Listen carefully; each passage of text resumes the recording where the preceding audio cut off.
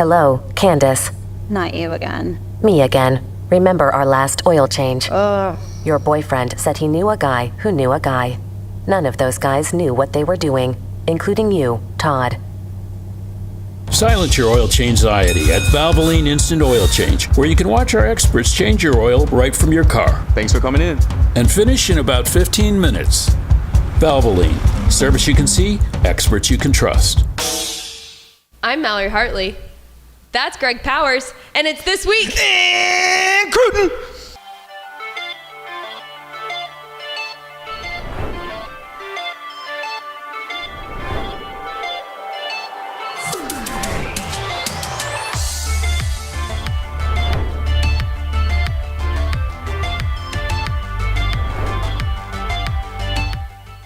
It's This Week in Recruiting, presented by our good friends at Chicken Express. Chicken Express, man. I had it twice last week. That's how good Chicken Express is. And we came out of the gate swinging after game one. We were able to hit Chicken Express thanks to the 6 p.m. kickoff, which allowed us to get there before the joint closed. Out in Abilene, Latasha took care of us at Chicken Express. Did. All the meals were slapping out there, so it was excellent. So that was one of the better Chicken Expresses I've been to. Oh my gosh, I think that might have been the best Chicken Express that I've been to. And we were so hungry after this game because we had traveled all the way to Abilene, which was a neutral site field for Wolfforth Friendship versus Byron Nelson. And then we had a 2.5 hour drive back.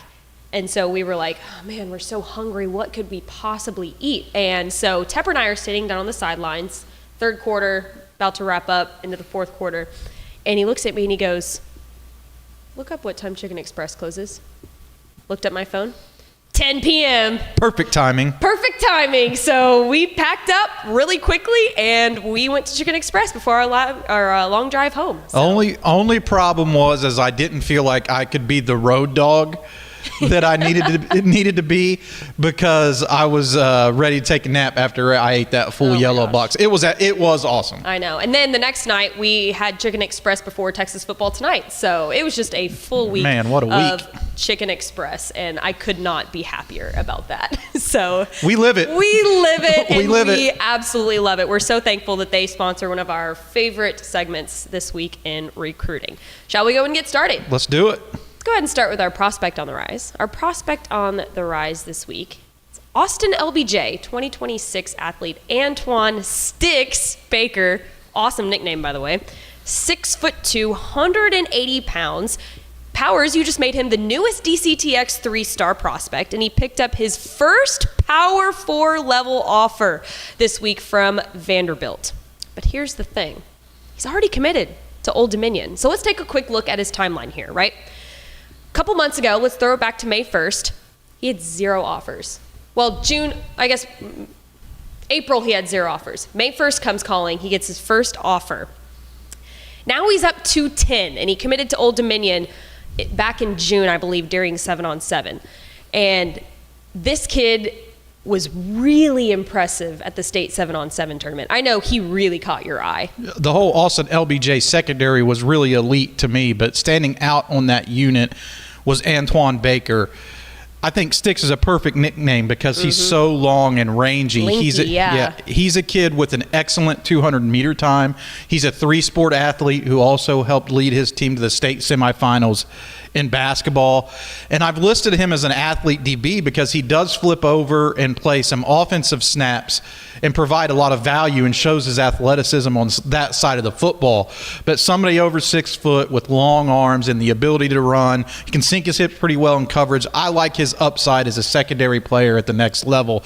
And it's no surprise to me to start to see his recruitment take shape and have more schools come after him because he passes the eyeball test, the film backs it up, he has a high ceiling, and he's a proven winner on the field. So he checks all the boxes, and I think what colleges are really falling in love with out of all the things that I mentioned there is his ceiling. He has such a high developmental ceiling because he can run. Long legs, chews up ground instantly. So it's not a surprise to see a big school like Vanderbilt coming after him.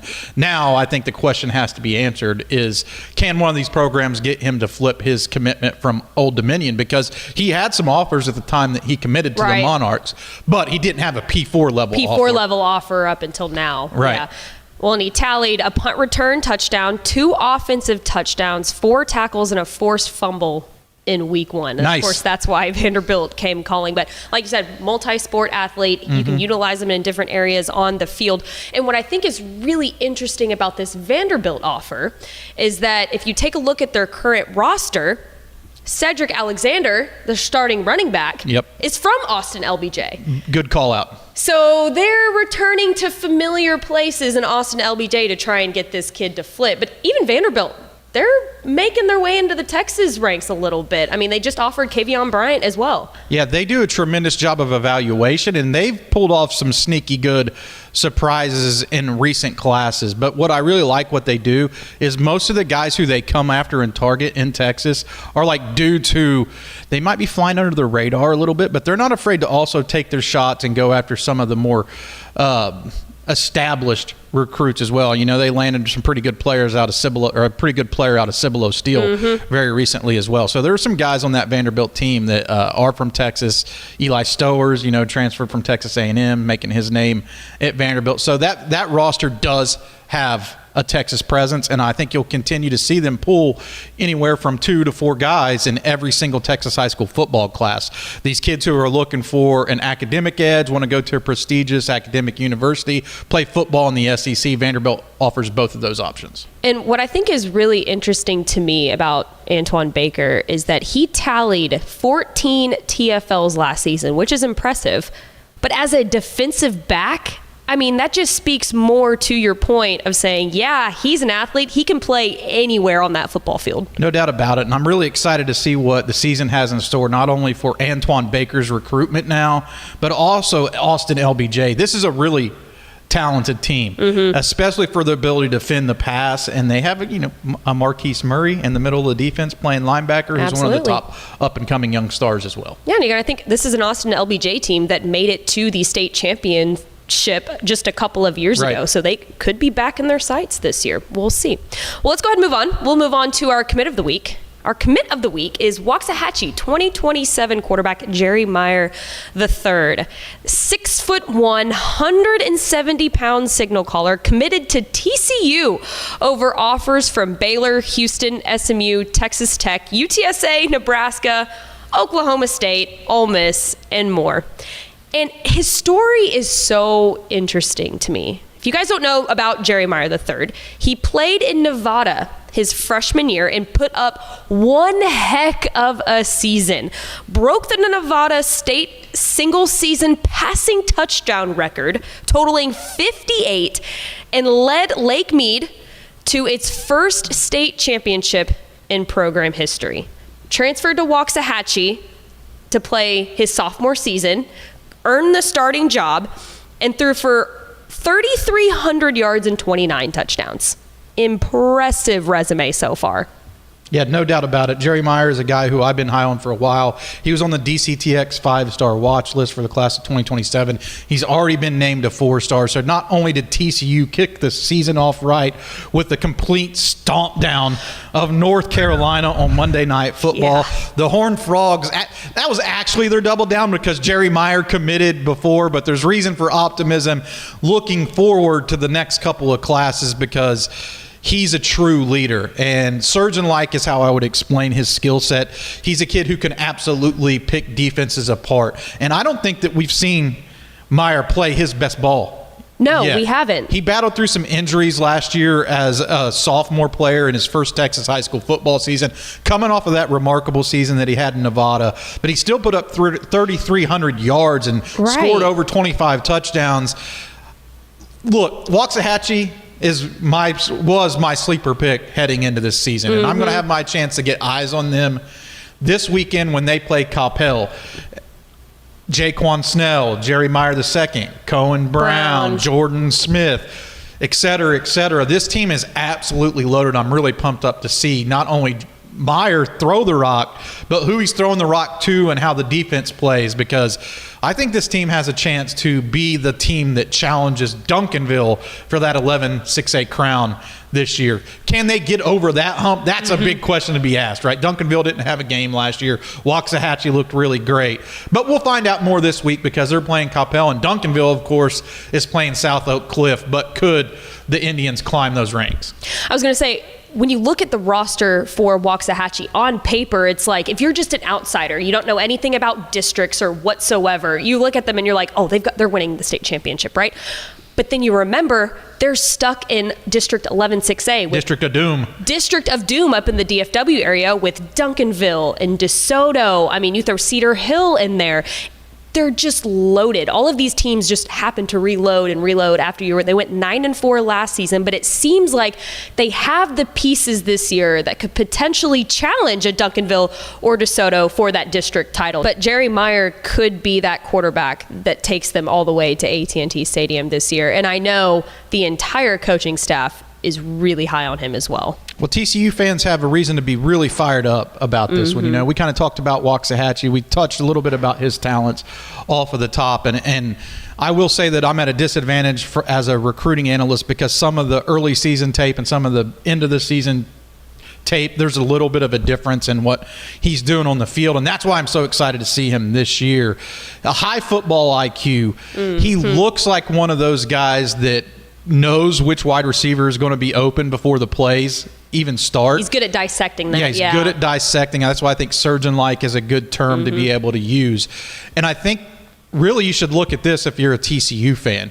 I think there could be a comparison made to Josh Hoover and what he's doing. They not only have similar attributes on the field, they also have a similar psyche. And I think that that's really important because Meyer is a leader. It's not an easy thing to step in to 11-6A, 6A football. He was the district newcomer of the year. That's a sophomore, That's a great district, right? So he stepped in from Nevada, won district newcomer of the year in 11-6A, and is playing at an even higher level as a junior. He's had a remarkable high school football career, and he's only 2 seasons into it. By the time he leaves high school ball, he might score 150 touchdowns. 100, you know what I mean? Like he's already scored over 80 touchdowns in his high school football career between Nevada and Texas. So I just think that it's going to be a whole lot of fun watching him over the next 2 seasons. There's not enough buzz on his name. I'm going to say it. There's not enough buzz on Jerry Meyer's name. He's really good. More people should be talking about him. Absolutely. TCU Horned Frogs, you guys are getting a good one. Well, let's round it out with our Underclassman of the Week. I'm really excited for this one. Our Underclassman of the Week is Life Oak Cliff 2029 wide receiver Sukora Cooper Jr. The 6'1", 180-pounder had a breakout game in his varsity debut against Kemp. Yep, varsity debut, class of 2029. You can put the pieces together. Collecting 6 receptions for 191 yards and 5 touchdowns. And he's already generating an abundance of recruiting attention and has already drawn D1 offers from Texas A&M, Baylor, Penn State, SMU, Texas State, North Texas, Sacramento State. And I believe he just picked up Oklahoma as well. Yeah, he also has OU. Yeah, so he's nearing that 10 offer mark, and this kid is electric. Shout out to Coach Johnson. He knows how to develop some wide receivers. Oh, yeah. And get production out of a freshman. Last year, Demarion Mays, who's now at North Crowley, went for over 1,000 yards. And it looks like Sukora Cooper Jr. could have an even better season than that. 5 touchdowns in your varsity debut. He's like, we knew about him coming into the season. Again, tip of the cap to Coach Johnson for kind of giving us the heads up on him, and that was able to put him on our radar. So we had our eyes on this weekend's game to kind of see, because I'm in the midst of putting together that 2029 top 25 list that appears in the DCTX Rising magazine. So this was one of the guys I was definitely watching heading into the season, and I think that he's going to be making his case to be one of the elite recruits, not only in the state of Texas in 2029, but nationally. This kid is special, and not a lot of his tape is dropped on his huddle or anything like that yet, but there are a couple of clips that we're going to be able to show you that encompass that ceiling. They're wow plays. They're wow plays. Does not look like a freshman, especially in pads. He may look like a freshman when you look. He's a young man. Right. But in pads, you put the pads on him, and he looks just like one of the best players on the field, regardless of classification or age. Well, and not only does he bring a very high production value to the table, but he's a speed demon. I mean, he clocked a 440 or 4.40. Yeah. I believe sometime in the off season, but dude's also a speed demon. So those are two veteran, I guess, attributes in a wide receiver that you want to see. Yeah, and he's also going to develop, right? Like physically, it'll be impressive to see where he takes his frame and potential now as a freshman, and fast forward it 4 years before he goes to college. A no-doubter, already P4 offers. Some of the top dogs are already chasing him. The only question I have is how many offers will he get, right? Will it be 40 or will it be 60? We'll find out. Right, and that number is going to be up there. Yeah, it's going to be a high number. I expect him to be on the 5 most offered list. Now, I will put a caveat in there. Okay. It's hard for receivers to stay in the top 5 most offered list because these offensive tackles, they rack them up. Yeah, these offensive tackles, and surprisingly running backs, because running backs are versatile. They can fit in a lot of different schemes. Right. Running backs and offensive linemen, they seem to soak up a lot of the offers. But I think he'll be one of the most heavily recruited names nationally. You know what another name is that is known nationally? No. It's Greg Powers. No. He's our director of recruiting here at Dave Campbell's So Texas not true. Football. That was a great transition, I love wasn't it? Great transition. Do you want to tease what we're about to drop today before we head on out of here? Yeah, stay tuned. We're going to be naming our first 5-star in the class of 2027. Let's go! And it's coming from the DFW region, so stay tuned. Who could it be? And that'll do it for us today. For Sam Moore, our producer, my co-host, co-analyst, Greg Powers, I'm Mallory Hartley. Remember, This Week in Recruiting will be here every Tuesday during the football season, starting live at noon. We'll see you next week.